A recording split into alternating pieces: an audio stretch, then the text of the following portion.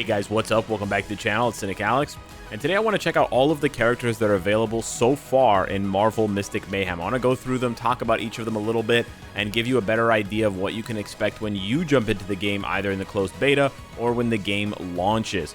There are only 18 characters right now, and we only own 6 of them, but I will be quickly rectifying that ownership bias or sort of deficit of 66% with an opening video. So we're going to do like a massive opening. I'm saving up a bunch of keys to open soon so that we can see how many characters of the 18 I can collect on this account so far. And it's, you know, there's no shop in the game thus far, so anything I'm earning is just through playing the game. So you can, again, get a better idea from your end of things, even if you don't spend any money, how quickly you'll be able to amass characters. So don't miss that video. Subscribe if you haven't already to the channel, because we got tons of content for you.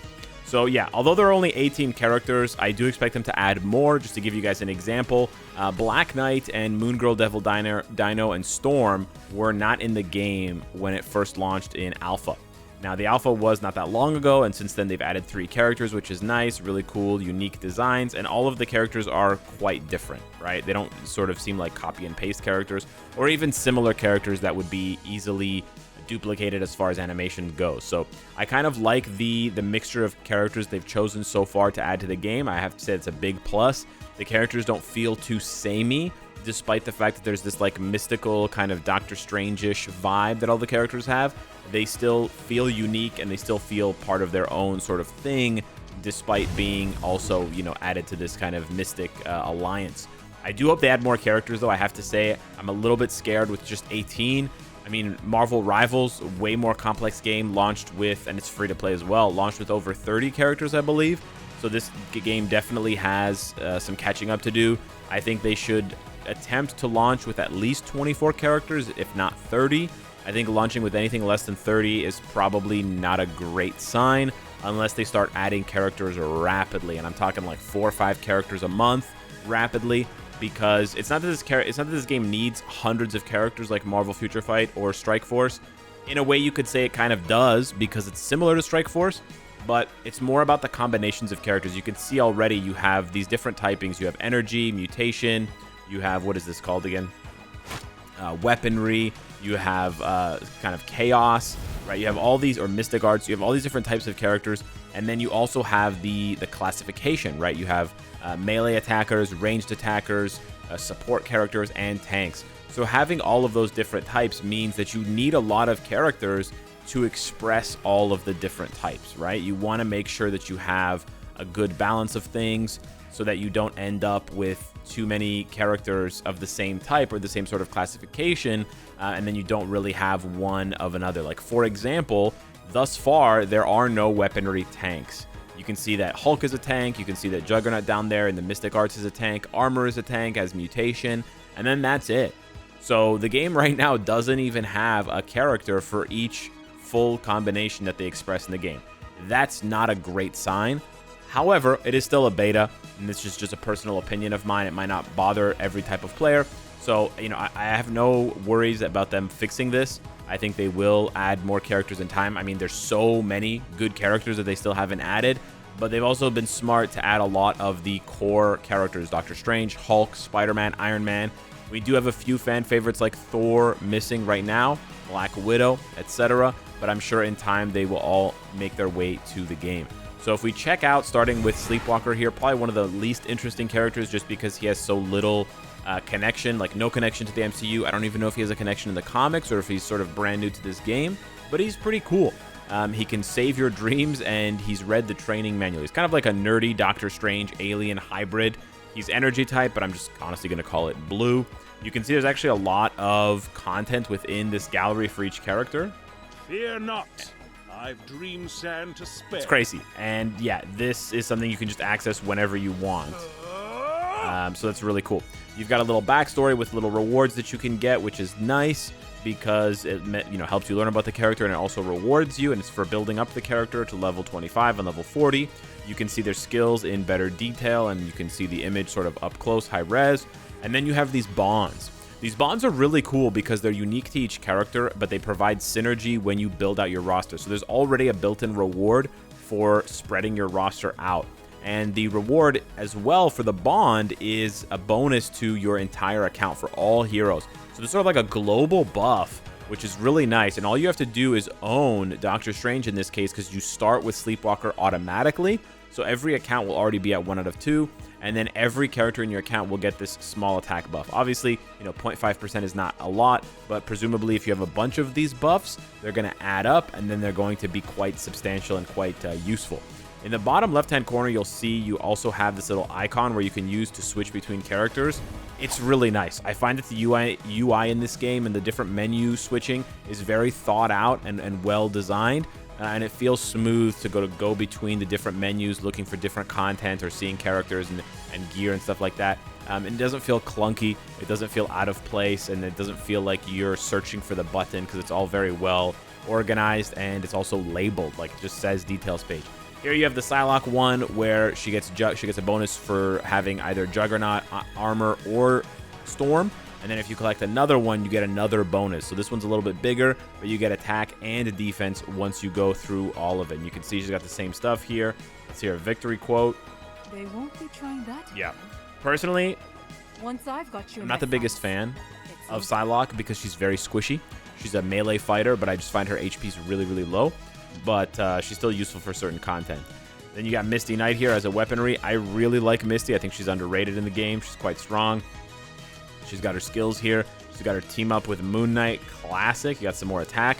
And then all of the heroes also have, you'll see Doppelganger here. In the bottom right-hand corner, you'll see a little crystal. And if you click that, there's rewards that you get for leveling up the character to different milestones. So you'll get like an icon that you can use, and then you'll actually get buffs. 1% HP, 1% attack, and 1% defense for participating in matches with the character and basically utilizing them for proficiency. So really nice kind of bonus here, building up the characters, using them. All of these things give you rewards, passively and sort of over time that you can collect, sort of like achievements, but in a kind of a cooler way. I have no idea what his voices would be, by the way. Doesn't he just scream in every single one? Oh, it's actually a real voice saying hungry.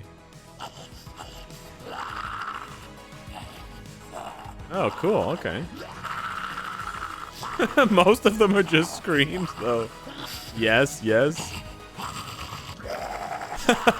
This is hilarious, man. I love this. The voice actor who did this must be so happy because he got paid to basically just scream and gurgle into the mic. That's amazing. His team up is... Oh, I already have it. Sweet. So for this one, you only need Lady Bullseye or Mr. Sinister. Or sorry, not Mr. Sinister. MFF Brain. Mr. Negative. And then you get crit rate for all heroes. So this one's really nice because every account's going to get this because you unlock Lady Bullseye for free really early on. So that's actually quite nice. Hulk, holy crap. Hulk has a massive collection bonus. I had no idea. You get attack and then defense. Okay, so it's pretty straightforward. It's pretty easy. You just gotta collect 2 or collect 5 of the Avengers. I didn't know Black Knight and Moon Girl were Avengers. That's cool. But yeah, Hulk is pretty straightforward. He's gonna scream and do stuff, and then he's a tank. Yeah, high survivability, pretty straightforward. Lady Bullseye here, again, sort of like a female version of Bullseye, sort of reimagined, which is pretty cool. And then she has that same combination with Doppelganger and Mr. Negative. So you can actually just guess what some of them are going to be based on the ones you've already seen. Iron Man here. Oh, we can't see. Oh, so this is interesting. If you don't have the character unlocked, you won't be able to see the skills. What is it? The skills. What was it? The voice, the story, or the skills. You'll only be able to see the bond. It's good that you can still see the bond because then you'll know, if you're collecting a specific character, what kind of buffs they're going to give you ahead of time. And so let's say a new character comes out and you're wondering, okay, like what is that character going to bring to my account if I have everyone else? Presumably, if you have everyone else, then that character, once you unlock them, will provide a pretty strong buff. Like it'll activate right away. But you want to know what that buff is. So you'll be able to go in and see, okay, I don't have Scarlet Witch, but okay, she's part of the Avengers, so I'm going to get her here. Okay, let me go to somebody who I haven't seen yet. I guess Man-Thing is one of the only ones that I haven't seen. I have no idea who his bond is with. Okay, so his bond is with Doctor Strange. So you can also have double dipping, I guess, because Doctor Strange is in the Avengers bond, he's in the Man-Thing bond, and he's also in the bond with, I believe it's Sleepwalker.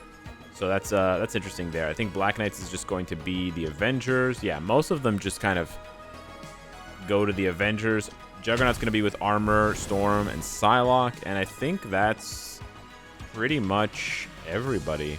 Yeah. Moon Knight's going to be with Misty. And yeah, that's about it. So it's pretty interesting. Again, there could be more characters. There is a little bit more in the game. There's these bonds that we talked about the bonds already, but you can see them and it's sort of expressed in a different way here, and you can kind of cycle between them, and there's like a little blurb about each of them. But again, they're just pretty straightforward attack and defense buffs and crit rate buffs.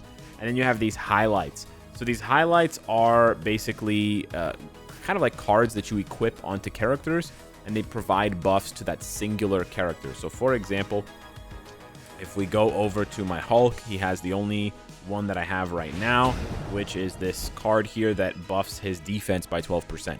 And you can enhance these cards higher to make their buffs greater. They provide static stat buffs, so it increases his HP by a certain amount. His defense, like they provide some flat stats, but then they also provide like an actual effect. And you can even go up and see at different levels. So at the max level, you can see it's going to provide almost 1,000 HP, which is quite nice. And then you can also awaken it to improve its effect, but you need like rewards from that I don't have yet. And then you also have like other effects and other abilities that you can get from other cards. And you can also equip 2 cards, as you can see here. At team level 25, I can equip another one. So I believe there's a possibility for synergy between different highlights so that you can mix and match to, you know, get different buffs. But you can see here stuff like increasing the wearer's attack, increasing their attack after they use their ult, increasing their defense. Oh, and I can't see the rest of them. Okay, there's quite a few. There's actually there's more highlights than there are characters, which may not be the best sign. But yeah, hopefully that gets rectified soon. But yeah, these are basically just like kind of like custom gears. They're just equipped on each character individually, and they provide some kind of buff. But yeah, I would like to hear from you guys what you think of the roster right now. Is it diverse enough, or is there someone missing like Thor or someone else that you think ought to be in the game? And do you think the game, you know, could launch with 18? And if not 18, how many characters do you think minimum the game needs to launch with in order to feel satisfying? Like at this point, do you feel compelled to jump into the game with so few characters to collect? Or are you happier to have fewer characters to collect because it means you can catch up faster to other players? I'd love to hear from you guys down below in the comments. Smash that like button if you enjoyed the video and comment down below your thoughts. Thank you so much for watching, and I'll see you in the next one. Take care.